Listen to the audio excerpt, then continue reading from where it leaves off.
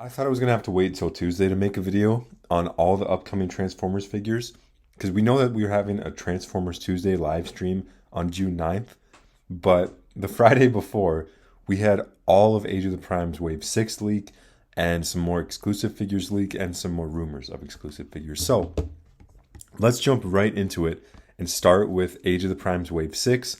Now, I thought this was going to be the final wave of Age of the Primes, but we now know that there's going to be an extension of Age of the Primes. So the first wave of 2027 will be the final wave of Age of the Primes.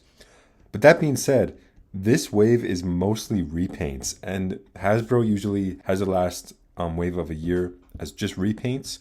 So you'd see that a lot with like Legacy, the final year of Legacy had a lot of repaints, stuff like that. So this does kind of look like the final wave, but it's not. We know we have another wave of repaints after this wave of repaints, basically, is what I'm saying. Starting with the Voyagers, we have Voyager class Swindle. Now, this one isn't groundbreaking. Hasbro actually showed him off a long time ago, and we're just finally gonna see him hopefully soon. So he looks exactly the same. I like the little trailer that he comes with. He comes with a huge cannon for Bruticus. And all in all, he looks really good. I think Hasbro really knocked the Combaticons out of the park. And I'm just waiting for Onslaught to show up. And hopefully in the next 2 months. Hopefully less for me, but we'll see. Then on to Vector Prime. I think a lot of people are going to be disappointed because they were expecting a new mold for Vector Prime.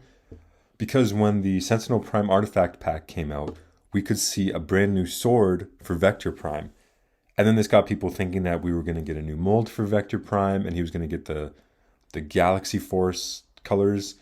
And he does have the Galaxy Force colors, but he's not a new mold. He's the same Jaxis mold, G-Axis mold, however you want to say it. It's that exact same mold, just in his brown and black color scheme. Now this is cool for the people that want it, for everyone who prefers Galaxy Force, but I think I prefer the anime cartoon accurate look that we already got in Legacy. So this one for me is going to be an easy skip, but it's nice it's there for people who have it, or for people who want it, and people who maybe missed the first version, they can get this version. That is the 13 primes completed. This is the last prime that you would have needed for your collection if you didn't already have a Vector Prime. And it's kind of funny to me, they left the little clip on his legs there, where G-Axis had the little wing for his feet. Vector Prime doesn't have it, so he doesn't really have, he just has that empty little clip there still. They still haven't removed it. So I thought that was funny. And then on to Deluxes. This is really interesting for me. So we're getting Joyride, which when I saw the listing for this, I was like, there's no way. They're finally going to attempt Power Masters one more time. And in robot mode, this guy looks fantastic. He's just a repaint of Sure Shot with a new head. But I can't believe the amount of colors we're getting on a retail figure. Like the turquoise, the red, the white, it all goes together so well. And he doesn't look like he's missing any paint apps. Like this thing looks amazing. I can't believe we're getting it. And he even comes with the Power Master. So the Power Master is just Joyride's Target Master partner. But instead of having a gun barrel, he has the little Power Master thing. And he looks huge. He does look a little bit too big for Power Masters. And in vehicle mode, he just kind of clips onto the hood. But at least we have it. And in robot mode, he can peg onto his back, which is okay. The only downside is he doesn't come with a gun to hold anymore. But I just can't get over the color scheme. Like Joyride's robot mode color scheme, I think is amazing. In vehicle mode too. Just the colors look amazing. And even though it's just a repaint with a new head, I can't wait to get this. And it makes me wonder if Takara is going to do his Super God Master Force repaint. I want to say the Ranger, but who knows? That could be a new Legends figure later down the line. But I'm over the moon with Joyride. Then onto Tailgate, who is, everybody should have guessed that he would be a repaint of Windcharger with a new head, and he is. This is more based off of G1 Tailgate than it is the IDW Tailgate, because if you remember, we got IDW Tailgate a few years ago. And then in Power of the Primes, we got a Tailgate that was based on the G1 toy, and now this Tailgate is based on the G1 cartoon. His head is a little odd, and I had to do a check to make sure it was screen accurate, and it is. I just forgot that in the one episode of G1 that Tailgate's in, he has that weird face. I think I prefer the toy head with the visor, but this looks pretty cool too. And I think I'm going to get this because this mold is a lot better than the Power of the Primes mold. So this one's a cop for me. I just think I prefer the toy head, and I wouldn't be surprised if we end up getting the toy head as a Walmart retro line exclusive later on. Onto Point Blank. This one kind of blew me away because I was expecting just a packaging refresh of Point Blank. But no, they gave him the headmaster's head. So he has his Japanese head. And I think that this is a toy accurate head. I'm pretty sure the toy, when it came out, had this head. And then the cartoon and the comic had the previous head. I actually prefer this head a lot more. I think the two fins on the two like antenna on the side look a lot better. And I usually prefer Transformers with a visor instead of eyes. But I think this looks better than his visor head that the legacy version had. So it looks like the deco is changed up a little bit too. I want to say this is maybe a brighter blue. And in alt mode, he has a little flame, which looks kind of funny. So that's a little bit different. And the biggest change is no clear plastic chest. So he has a fully opaque painted chest, which I think looks better. And I plan on getting this one. I think this is a big improvement over the legacy version. And then last but not least for deluxes, we have Fangry, who looks to be exactly the same as the Buzzworthy Bumblebee 3-pack. So if you have that version, you can skip it. But this is a good way that fans can complete the Headmaster Juniors, because that figure goes for crazy prices on the aftermarket. And then the other two are also 4-pack exclusives, so it makes me wonder if they're going to release the other two Headmaster Juniors individually as well. So it's good for people who want it, but if you already have it, it's an easy pass, easy way to save some money. Now onto the leader classes, which initially I wasn't too excited because originally it was going to be an Armada Megatron packaging refresh and then a Unicron Soldier. And I assumed that Unicron Soldier was going to be a retool of Liege Maximo because of course he has the spikes on the back and like it just looks really intimidating. And then when it came out that this was a Megatronus retool, it came out of nowhere. I didn't expect this, but I kind of like it. So it looks like it's supposed to be an homage to the Transformers Cybertron Unicron figure. And in alt mode, I can kind of see it. Like it's not quite as round and the spikes aren't quite as long, but I think it gets the job done enough. And then in robot mode, we can see he still comes with the Requiem Blaster, just not the bottom part of it. And I actually kind of like this guy. Like I don't have a Unicron in my collection, and I think this guy would be a good stand-in for Unicron. So the spikes are a little short, but for what it is, I kind of like it. I think it's got some character to it. I like the head. Maybe it could use a goatee, but other than that, it looks pretty good. And the official name of this guy is Herald of Unicron. So if you have ever read, I'm pretty sure it's the UK Marvel Comics, there were these like Unicron henchmen, which was, I'm not sure if they were called Heralds of Unicron. I think they were called Disciples of Unicron or something. And this kind of reminds me of this as well. So it's kind of like an homage to that, but also the Cybertron Unicron. So all in all, I think it's a cool figure. It would be a very expensive army builder, but I kind of want to get one just for my collection. And then what I thought was going to be the Armada Megatron packaging refresh turns out to be Mega Zerak. And it blows my mind that Mega Zerak is getting a mainline retail figure in 2026. I don't know how well this is going to sell because this is a very niche pick, but I kind of love it. Like, they gave him a lot more turquoise than the initial figure did, like the original figure. But I like it. Like, it really pops. It makes his colors look kind of wild. And I think he looks really, really cool. And I kind of can't wait to get this guy.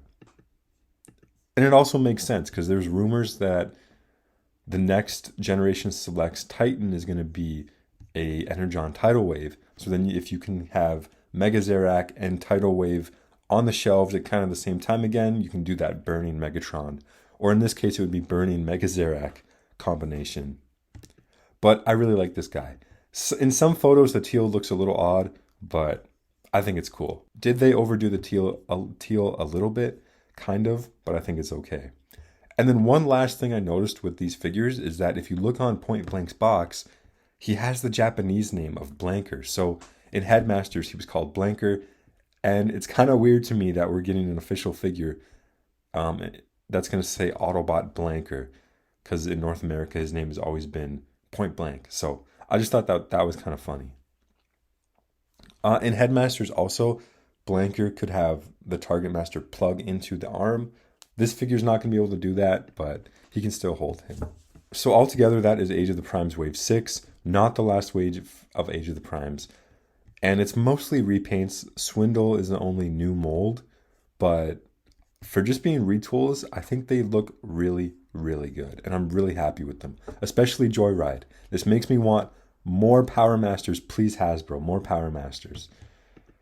Then we also got images of two new exclusives. I believe these are going to be part of the next Walmart exclusive wave. That's Cybertronic and Cybertread. So these are just repaints of Slammer and Six Gun from Metroplex.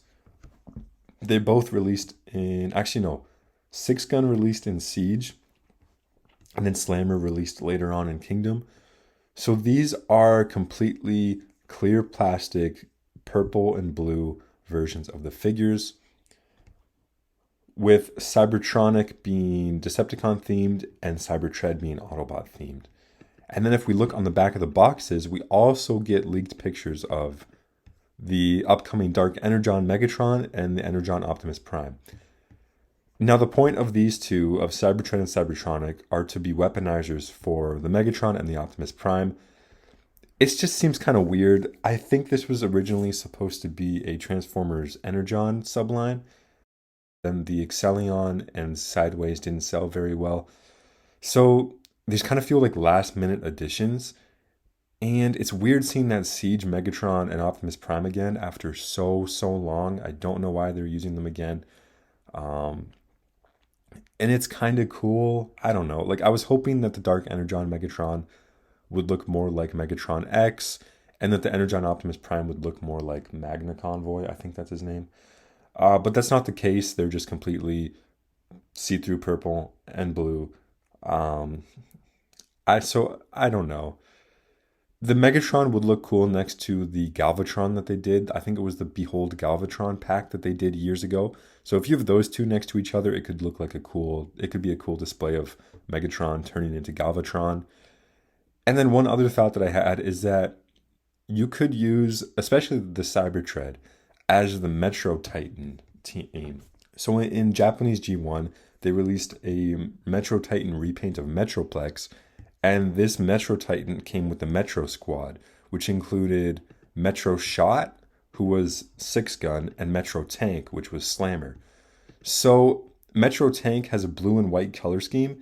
I think you could get away with Cybertread being a Metro Tank, and then Cybertronic being a Metro Shot is a bit more of a stretch because Metro Shot was white and blue. It's a bit of a stretch, but if you want to pretend that it is your Metro Shot, I think that would work. We're probably never going to get a Metro Titan, but in that very, very slim chance we ever do get a Metro Titan, you could get these guys and pretend that they go with him. So that's another option out there for collectors. I might do that. I might pretend that these are going to be for Metro Titan, even though we're probably never going to get a Metro Titan. But yeah, who knows how they're going to hold up. Hopefully there's no cracks in them eventually, because doing figures like this, it's always a risk of if they're ever going to crack or break later on. So we're just going to have to wait and see. And then finally, we have a rumor of the Minicon Pack, because all of the Legacy Armada and Age of the Primes Armada characters didn't come with their Minicons, which upset a lot of fans. It looks like we're going to be getting a pack with 8 of them, and it's also going to include Powerlink's Red Alert, and it's going to be $80 US. So I know America has to pay tariffs on their figures when this comes to other countries like Canada. I don't know how expensive it's going to be, but $80 is a lot just for Minicons. And it kind of sucks that you have to get this pack with the Red Alert, when I think a lot of fans would have just preferred a Minicon pack. Like, no other figures, just 8 Minicons. It would have been cheaper and would have given fans what they really want. We have no idea what the 8 Minicons are going to be. I think one being Hot Shots, Minicon, Optimus Primes, Megatrons, Red Alerts. I think those are safe bets. We could see one for Tidal Wave, and maybe one for Vector Prime. I don't know. But it just sucks that you're going to have to buy this expensive pack with a Voyager class figure just to get the mini cons that they should have came with in the first place. Especially Tidal Wave. I think I still to this day think that there's no good excuse why Tidal Wave couldn't have came with his mini con at a Titan price point. They should have been able to pull that off. That still kind of bothers me. But what do you guys think? Are you going to buy an $80 pack just to get your mini cons? If you really wanted a Power Links Red Alert, then this is a good thing. But if you really don't care about another Red Alert, then this kind of sucks for you. And I think that that's the camp that I'm in.